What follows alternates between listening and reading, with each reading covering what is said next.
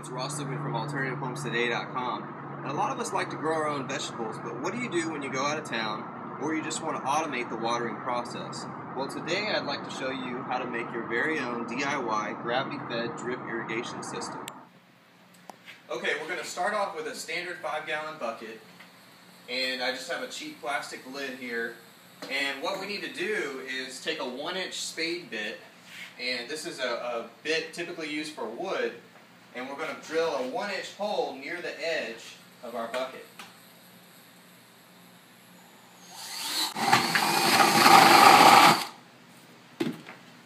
Okay, now that we have a hole drilled in our bucket, we want to take a standard brass garden hose fitting. This is about $3 at your local home improvement store, and then we have a garden hose O-ring. And what we're going to do is we're going to fit that down in the hole from the inside of the bucket.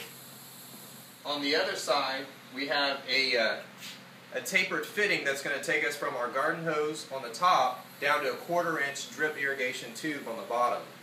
We're going to take it and we're going to screw that on to our garden hose fitting coming out of the bottom of the bucket.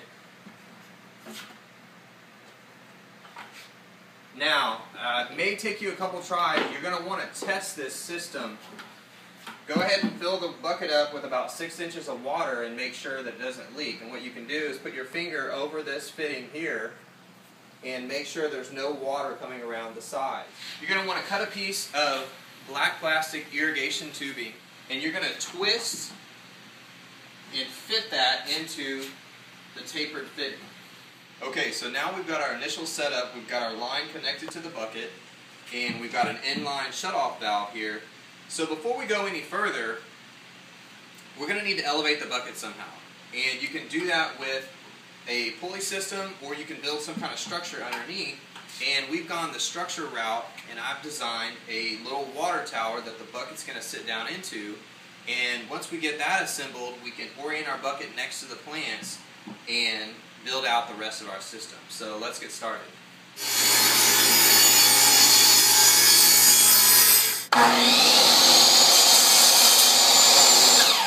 now we have our water tower constructed, and I've gone ahead and added on to our original line and installed these 1/2 gallon per hour drippers. And we've used another shutoff valve as our end cap. And this can be used to completely cut the line off, or you can drain the system with it. So now, we go ahead and put our bucket in the tower.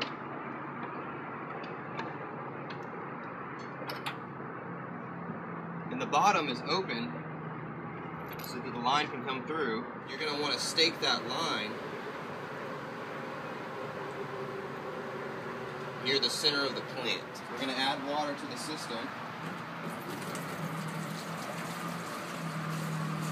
Keep your water clean and to keep your bucket cool, you want to go ahead and set that on there. You can snap it on. I just set it in place.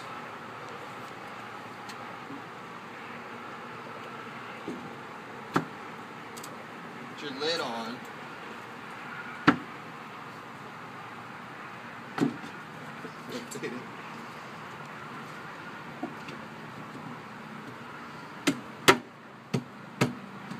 Okay, and this is going to keep our water supply cool and dry.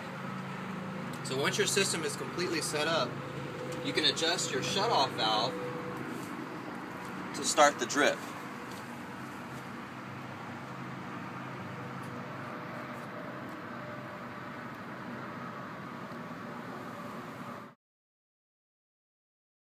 Hey, it's Ross here. It's been about 6 months since I originally built the irrigator, and I've learned a couple of things that I wanted to show you here.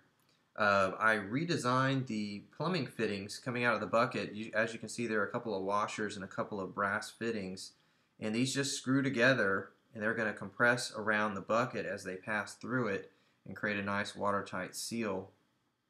The other thing that I added to the system is this digital irrigation timer.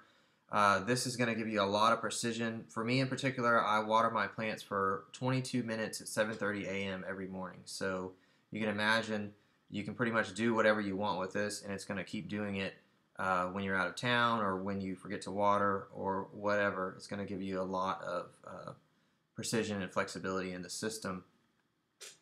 Another thing that I experimented with is this liquid plant food, and you can just follow the directions and add this right into the tank.